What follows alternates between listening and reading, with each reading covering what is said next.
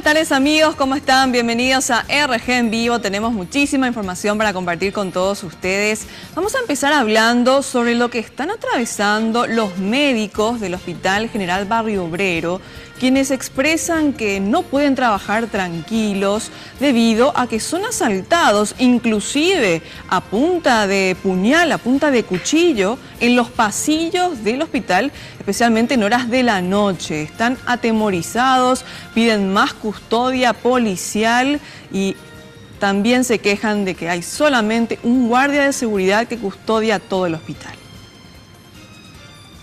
En las últimas semanas, un delincuente asaltó a una de las doctoras a punta de cuchillo, mientras ella estaba en el pasillo. Expresan que tienen mucho miedo porque los malvivientes ingresan hasta la sala de urgencias para exigirles dinero.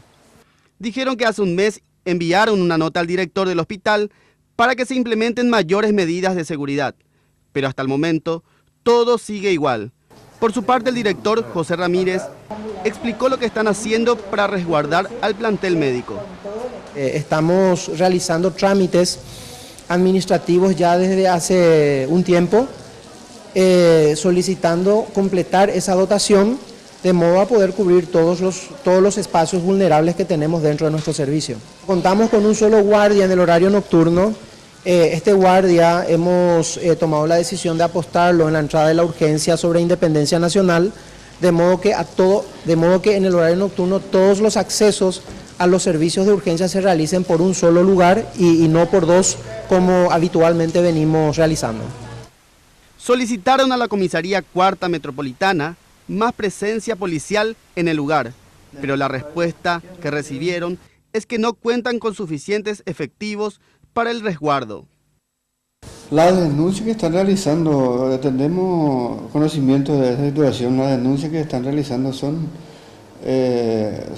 dentro del predio del hospital. Nosotros lo que estamos brindando, nosotros tenemos nuestra patrullera en las inmediaciones, tenemos una caseta también ahí cerca y estamos haciendo toda la cobertura posible alrededor del hospital, pero para dentro del hospital ya no tenemos personal para una cobertura, digamos, dentro del hospital.